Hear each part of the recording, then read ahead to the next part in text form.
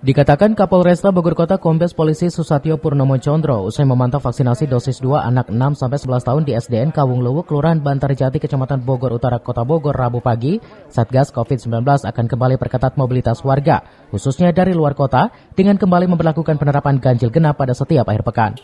Hal ini menyusul dengan banyaknya warga DKI Jakarta dan adanya warga Bogor yang terpapar Omikron. Meski serangan varian baru ini sulit dihindari, namun Satgas COVID-19 Kota Bogor akan terus berupaya meminimalisir persebaran virus corona tersebut di wilayah Kota Bogor. Dengan mulai meningkatnya angka varian Omikron di Jakarta, maka kami mempertimbangkan untuk melaksanakan kembali ganjil genap pada weekend.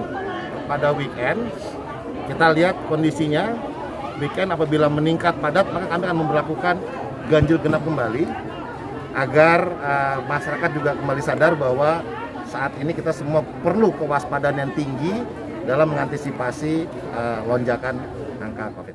Saya kira tinggal tunggu waktu saja bahwa di Bogor pun ada kasusnya. Enggak, kita nggak mungkin menghindar.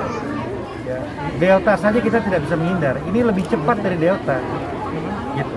Jadi kembali lagi sekarang arahan juga dari Presiden, Menkes, Pak Menko, 3T kita gencarkan kembali.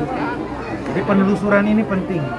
Gitu. Walaupun dari data belum diiringi dengan peningkatan hunian rumah sakit dan tingkat fatality, tetapi tetap ya 3T ini kita terus gencarkan. Itu satu. Yang kedua, seperti yang saya sampaikan tadi, ini RW, RT, RW siaga kita aktifasi lagi.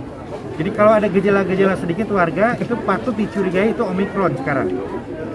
Jadi semuanya diaktifasi, semuanya.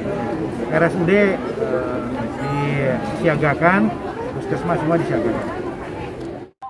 Berdasarkan instruksi pemerintah pusat, Satgas COVID-19 Kota Bogor akan gencar melakukan 3T, testing, tracing, dan treatment.